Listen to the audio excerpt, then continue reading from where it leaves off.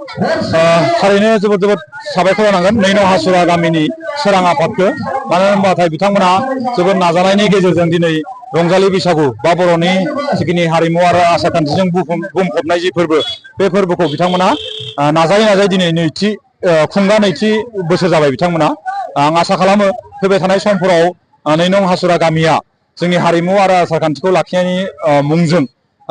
खाम जथा सिफुं सेरजाजों लानानै बोसोरफ्रोमबो नैबे बैसागुखौ जाहाथे रंजानो हाथों बेखौ आं इसोरनाव आरज खालामबाय आरो फैबाय थानाय जोंनि इयुन जोलैफोर फंबाय बिनानाव जोंनि फिसाला फिसाजो बयखौबो बिथांमोना नैबे गेवलां मेलनि गेजेरजों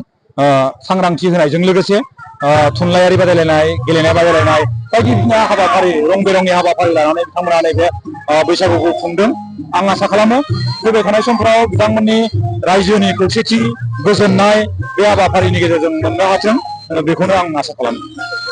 थारैनो नैनं हासुरा गामिनिफ्राय आंनो गोबां लुफुंनो थाखाय माखासे मानि बा मावफुंनो होनो थाखाय गोबां बिथांमोना खोन्थादो बेनि गेजेरावनो नैबे हासुरा गामि नैनं हासुरा गामिनि गेजेरजों जि लामा थांनाय बे लामा थांनाया थांनाय सरकारनि समाव गोबाव बोसोर सरकार थादोंमोन बिथांमोना मावफुंलांनो हायासै नाथाय जों सरकार फैनाय लोगो लोगो नैबे 3.5 किल'मिटारनिबो बारा 4.5 किल'मिटारनिबो बारा नैबे लामाखौ जोंनि सरकारनिफ्राय खालि 1 किल'मिटारल' लामाखौ जों बानायनानै होनो हाबाय आद्रा थाबावनाय नैनं हासुरा गामि सेनं हासुरा गामि बैस्थपारा माने थाइसुगुरिजों लोगो नांनानै जि प्राय 4 किल'मिटारनिख्रुइबो बांसिन गोलाव लामा दंबावो बे गामिनि गेजेरजों आरो बे लामाया खालि हासुरा गामियाल' थाबायो नङा बे लामाया गुबुन गुबुन जायगाफोरजों कानेक्सन लामा बे लामानि गेजेरजोंनो जोंनि मुसलपुर जिल्ला मावख'आव जों मोनहैयो बे लामाजोंनो जोंनि साब डिभिजन सालबारि साब डिभिजन बे सालबारि साब डिभिजनाव मोनहैयो दा बेफोरबायदि लामाखौ जों बै समाव गारलांनाया थारैनो दुखुनांथाव जादों आं आसा खालामो जों फैबाय थानाय समाव जिहेथु 1 किल'मिटार जों होबायानो आरो आद्रा थानाय 4 किल'मिटारखौबो देग्लाय बोसोरनि गेजेरावनो बे मेसेंनि गेजेरावनो जोंनि सरकारनिफ्राय मानगोनां प्रमद बर'नि अननायजों जों बे खामानिखौ मावफुंनो हागोन होननानै आंहा फोथायनाय दं हासुरानि जिथु लामा मावफुंनाय बेनि अनगायैबो जे सिमलानिफ्राय जे रुप'हि थांलाय फैलाय जे लामा बेयो जोबोर गाज्रि थासारियाव गोलैसोनानै दं बेखौ माबायदि सिमलानिफ्राय रुप'हि थांनाय लामाया सिलबारि टु रुप'हिया मोनसे कमप्लिट जाबाय आरोबाव सिमला टु रुप'हियानो आरो दोंसे लामा जायखौ नोंथाङा सोंदो बे लामाया थांनाय बोसोराव ससे जादों माइनाव बाजारनिफ्राय भुयापारासिम जादों देग्लाय बोसोराव आरो ससे जाबावगोन राबां बर' बाजारनिफ्राय बेटबारि सकसिम बेबो इतिमध्य खामानिखौ मावसिगोन गाबोन समनियानि गेजेराव अब्ला आरो लामाया आरो ससे थाबावगोन बिदिनो ससेनि गेजेरजों जों नैबे लामाखौबो मावफुंनानै होनो हागोन होनना आंहा फोथायनाय दं आरोबाव मोनसे बाथ्रा सोंबावदोंमोन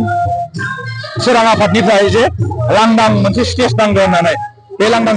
स्टेजआ जिहेतु गोबां रां अनसुंथाइ बेवहाय नांनाय नङा बेखौ आं जेसे आगेसे थाबनो खालामनानै होगोन होननानै आं दिनै बिथांमोननो खोन्थालांदों बे लांदां स्टेजखौ जों थाबैनो मावफुंनानै होगोन सोलोंथाइ बिथिङावनो जोंनि सरकारा जोबोद गोसो होनानै खामानि मावदों जायनि जाहोनाव दिनै 2023, 24 आरो 25 2023-24-25नि गेजेराव आसामनि भितराव चिरां जिल्ला आरो बाक्सा जिल्लाया कन्टिनिउ बोसोरथाम जों फार्स्ट जानानै फैबाय देग्लाय बोसोरावबो बाक्साया आर्ट्सआव फार्स्ट सेकेन्डआव साइन्स कमार्सआव जों थार्ड मेट्रिकआव जों आसामनि गेजेराव 4th पजिशन चिराङाबो जों आथिखालाव 4th पजिशन दा बिदिखौ नोजोर नायोबा नुनो मोनो जोंनि सरकारा थारैनो सोलोंथाइखौ लानानै जोबोर खामानि मावदों जायनि जाहोनाव जों आसामनि गेजेरावनो बोसोरथाम कन्टिनिउ जों सेथि नैथि थामथि जायगाखौ जों आवग्रिबोबाय दं आरो बेजों लोगोसे